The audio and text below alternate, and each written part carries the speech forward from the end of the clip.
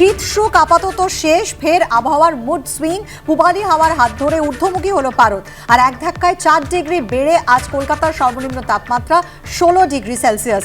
আবহাওয়া দফতর জানিয়েছে যে আজই বঙ্গোপসাগরে উচ্চচাপ বলয় তৈরি হবে।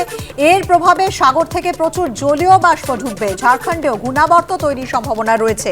এর ফলে কলকাতা সহ দক্ষিণবঙ্গে বুধ ও বৃহস্পতিবার বৃষ্টি হতে পারে। আজ পূর্ব বর্ধমান, নদিয়া, উত্তর ও দক্ষিণ 24 পরগনায় বৃষ্টির সম্ভাবনা। উত্তরবঙ্গেও রয়েছে বৃষ্টির সম্ভাবনা। কথা বলবো আমাদের প্রতিনিধি সঞ্চয়ন মিত্রর সঙ্গে। সঞ্চয়ন, তাহলে কি এটা বলা যায় যে শীতের এই স্পেলও শেষ হয়ে গেল নাকি ফের শীত ফিরে আসতে পারে?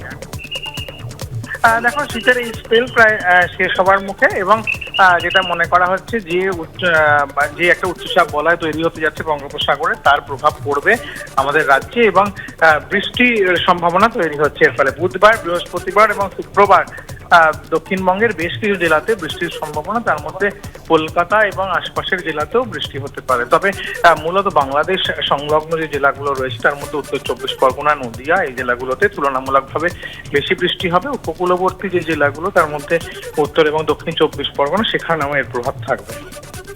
ধন্যবাদ সঞ্চয়ন।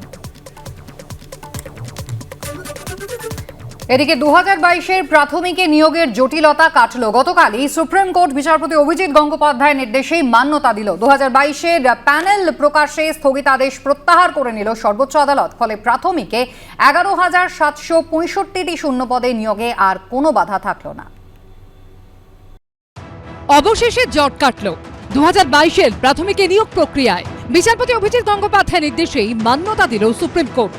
2022-এর প্যানেল প্রকাশে স্থগিতাদেশ প্রত্যাহার করে নিল সুপ্রিম কোর্ট। ফলে নিয়োগে আর কোনো বাধাই রইল না। 2022 সালের 29শে সেপ্টেম্বর বিজ্ঞপ্তি দিয়ে প্রাথমিক শিক্ষা পর্ষদ জানায়, টেট উত্তীর্ণ যেসব প্রার্থী 2020 থেকে 2022 সালে ডিএলএড প্রশিক্ষণের জন্য ভর্তি হয়েছেন, তারা চলতি নিয়োগ প্রক্রিয়ায় অংশগ্রহণ করতে পারবেন।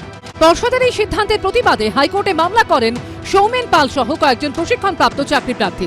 তাদের প্রশ্ন ছিল, যেখানে পর্যাপ্ত প্রশিক্ষণপ্রাপ্ত প্রার্থী রয়েছেন সেখানে কেন প্রশিক্ষণরত প্রার্থীদের সুযোগ দেওয়া হবে? কিন্তু বিচারপতি অভিজিৎ গঙ্গোপাধ্যায় সেই আবেদন খারিজ করে দিয়ে প্রাথমিক শিক্ষা পর্ষদের সিদ্ধান্তই বহাল রাখেন। অর্থাৎ প্রশিক্ষণপ্রাপ্তদের পাশাপাশি প্রশিক্ষণরতরাও নিয়োগ প্রক্রিয়ায় অংশ নিতে পারবেন। এই নির্দেশকে চ্যালেঞ্জ করে ডিভিশন বেঞ্চে যান প্রশিক্ষণপ্রাপ্তদের একাংশ। একাধিকবার শুনানির পর 2023 সালে সেই মামলায় বিচারপতি অভিজিৎ গঙ্গোপাধ্যায়ের নির্দেশ খারিজ করে দেয় হাইকোর্টের তৎকালীন বিচারপতি সুব্রত তালুকদার ও বিচারপতি সুপ্রতিম ভট্টাচার্যের ডিভিশন বেঞ্চ। এরপর হাইকোর্টের এই নির্দেশ চ্যালেঞ্জ করে প্রশিক্ষণরতদের একাংশ দ্বারস্থ হন সর্বোচ্চ আদালতে। সুপ্রিম কোর্টে সেই মামলার শুনানিতে দুপক্ষের সওয়াল জবাব শুনে প্রাথমিকে 2022-এ নিয়োগ প্রক্রিয়ায় অন্তর্বর্তীকালীন স্থগিতাদেশ দেয় বিচারপতি হিমা কোহলি ও রাজেশ বিন্দালের বেঞ্চ।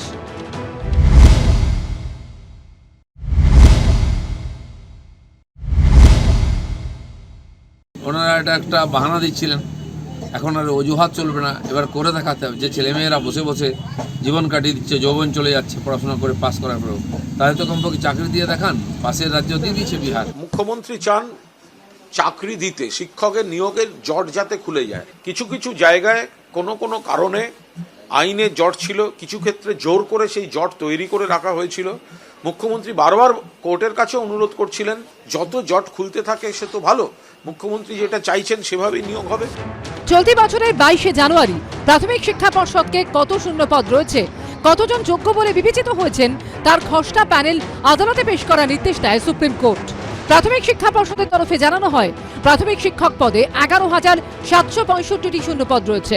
রাজ্য সরকারও প্যানেল প্রকাশ করে দ্রুত নিয়োগ করতে চাইছে। এরপরই সোমবার নিয়োগ প্রক্রিয়ার উপর থেকে স্থগিতাদেশ তুলে দিল সুপ্রিম কোর্ট।